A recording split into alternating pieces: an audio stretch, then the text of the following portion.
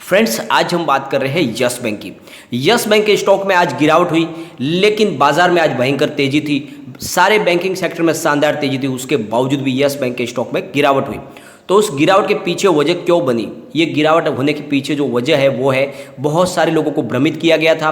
बहुत सारे बड़े बड़े ख्वाब दिखाए गए थे, झूठे ख्वाब दिखाए गए थे कि 27 तारीख को जो एजीएम होगी उसमें बायबैक होगा, उसमें बोनस दिया जाएगा। इस तरह से जो माहौल बनाया गया था उसका पूरा नेगेटिव इफेक्ट हुआ जब शेयरधारकों के लिए इसमें कोई भी घोषणा नहीं की गई।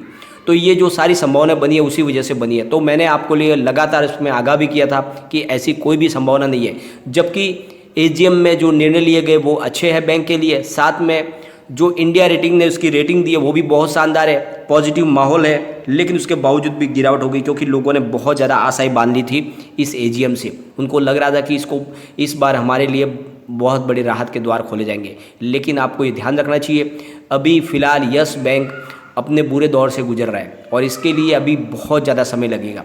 यस बैंक में अगर आपने इन्वेस्टमेंट किया है तो फिर आपको सिर्फ लॉन्ग टर्म का ही नज़रिया रखना होगा। शॉर्ट टर्म में आपको यहाँ पे कुछ भी बेनिफिट मिलने की कोई संभावना नहीं है, परंतु लॉन्ग टर्म में आपको बहुत ही ज़्यादा रिटर्न अच्छा मिलेगा, क्योंकि यस बैंक बिल्कुल पटरी पे है। और इसके पीछे जो वजह है वो है उनके चेयरमैन सुनील मेहता का बड़ा बयान।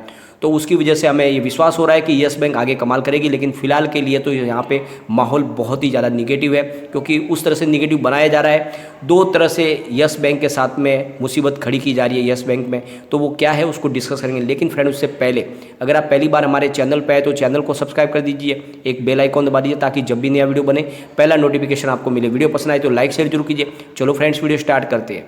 मैं हूँ आपका दोस्त एसबी दवे और हमारे अपने चैनल ऑनलाइन कमाई में आपका बहुत बहुत स्वागत है।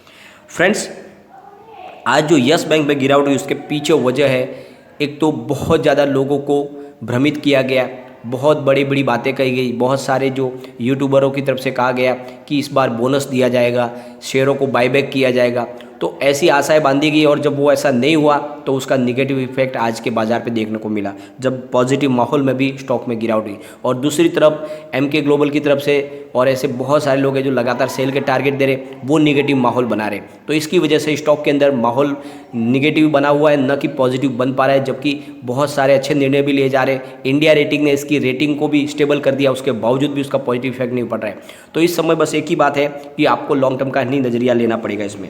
एक बार हम चेयरमैन सुनील मेहता ने जो बातें कही उसको भी हम डिस्कस कर लेते हैं, जिससे आपको भी भरोसा हो जाएगा कि यस बैंक काफ़ी समय से अपनी पटरी पे चल रही है और आगे भी चलती रहेगी।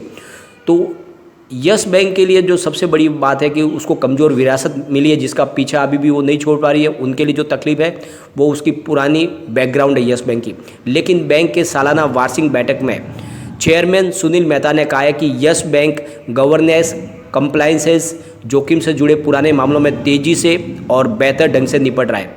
मेहता ने कहा कि यस बैंक अपनी कमज़ोर विरासत निकलकर भविष्य में मजबूत और टिकाऊ ग्रोथ के लिए तैयार हो रहा है। और यस बैंक के चेयरमैन सुनील मेहता ने कहा है कि पिछले पूरे साल यस बैंक ने अपने कामकाज को बेहतर करने और लागत को घटाने पर काफ़ी ज़्यादा काम किया है। इसके साथ ही कई पैरामीटर और बैंक मजबूत बन गया है। यस बैंक में सबसे अहम सुधार चुनौतियों से निकलना है, जिससे बैंक कोरोना वायरस संक्रमण के दौरान जूझ रहा था। संक्रमण की चुनौतियों के कारण हमने अपने काम को बेहतर ढंग से और तेज़ी से करना सीखा है। बोर्ड लेवल पर कई ऐसे फैसले लिए गए जिनसे यस बैंक के कामकाज में बदलाव आया है। इससे बैंक में नए इनोवेशन के साथ कामकाज में सुधार हो रहा है। मेहता ने यह भी कहा कि बेहतर कामकाज का असर इस फाइनेंशियल ईयर की पहली तिमाही में यस बैंक के नतीजों में हमें देखने को मिला है। और जून 2021 की तिमाही में यस बैंक का प्रॉफिट साल दर साल आधार पर करीब 355% बढ़कर 207 करोड़ रुपये तक पहुँचा है। ये पिछली 10 तिमाहियों में सबसे ज़्यादा है। बैंक का फोकस अब डिजिटाइजेशन पर है। बैंक को बहुत जल्द हम डिजिटल प्लेटफॉर्म पे पूरी तरह से खड़ा कर देंगे। यस बैंक में यूपीआई के जरिए करीब 9.06 अरब ट्रांजैक्शन हुआ है। पिछले साल के मुकाबले इसमें 102% की ग्रोथ आई है। इस मामले में साफ तौर पर यस बैंक मार्केट लीडर है। मेहता ने कहा है कि कुल मिलाकर देखें तो फाइनेंशियल ईयर 2020 में कुल ऑपरेटिंग प्रॉफिट एक साल के पहले के मुकाबले करीब 42% बढ़ा है। सुनील मेहता के मुताबिक पिछले साल के मुकाबले यस बैंक ने डिपॉजिट में करीब 55% की बढ़त देखी है। इससे पता चलता है कि यस बैंक एक बार फिर से ग्राहकों का भरोसा कायम करने में आगे रही है और इस वजह से विश्वास है कि यस बैंक आगे काम अच्छा करेगी। तो बहुत ज़्यादा पॉजिटिव बातें उनकी तरफ से कही गई है और जिसकी वजह से माहौल भले ही निगेटिव ही बना हुआ है, क्योंकि बहुत सारे ऐसे रूमर फैला दिए गए थे, लेकिन वाकई में यस बैंक तो मजबूत हो रही है। इसका असर काफ़ी समय के बाद हमें देखने को मिलेगा। तो अगर आपका नज़रिया लॉन्ग टर्म का है तभी आप यस बैंक में बने रहे, क्योंकि आपको यहाँ पे बहुत धैर्य के साथ रुकने की ज़रूरत है, तभी आपको बहुत ही अच्छा रिटर्न मिल पाएगा। अगर आज के कामकाज की बात करें, आज के प्रदर्शन की बात करें तो स्टॉक 11.15 पर ओपन हुआ, यही दिन भर की हाई थी।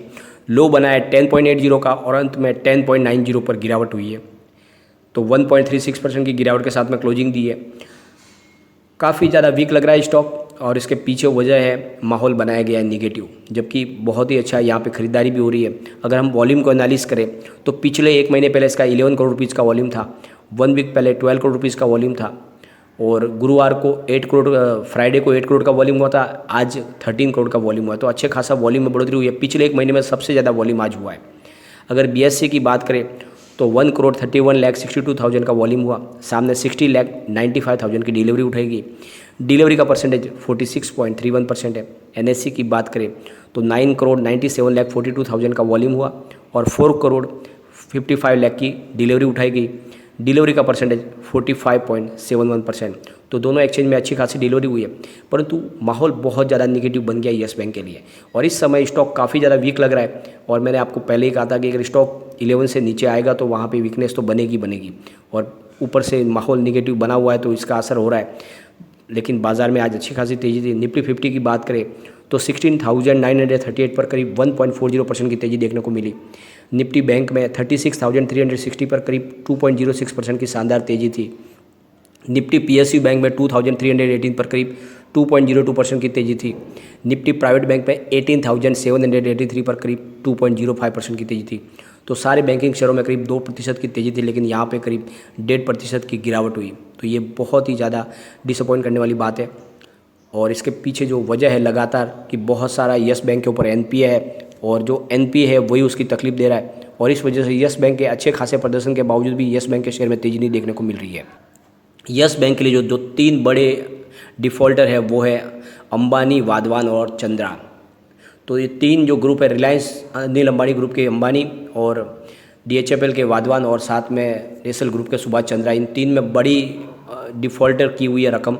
करीब रिलायंस ADAG ग्रुप में 12,800 करोड़ रुपीज़ फंसे हुए यस बैंक के, एसएल ग्रुप में 8,400 करोड़ रुपीज़ के, DHFL में 4,375 है, ILFFS में 2,500 रुपीज़ है, जेट एयरवेज में 1,100 रुपीज़ है और केरकर ग्रुप में 1,000 करोड़ रुपीज़ है और ओमकार डेवलपर्स में करीब 2,710 करोड़ रुपीज़ है और रेडिस डेवलपर्स में करीब 1,200 करोड़ रुपीज़ का है और CG पावर में 500 करोड़ रुपीज़ का और इसमें आइडिया भी है 4,000 करोड़ रुपीज़, जिसकी इस लिस्ट में अभी फ़िलहाल नाम नहीं है।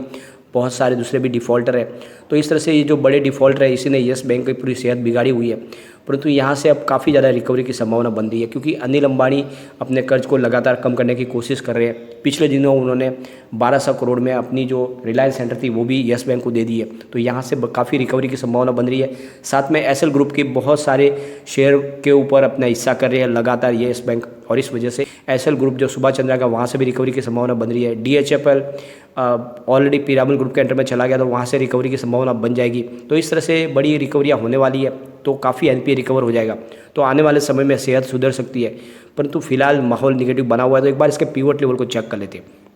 तो यहाँ से स्टॉक के गिरने पे 10.92 फर्स्ट सपोर्ट है, उससे नीचे स्टॉक जाएगा तो फिर 10.78 है और थर्ड सपोर्ट 10.67 का है। तो फिलहाल 10.5 के आसपास नीचे गिरावट में जा सकता है।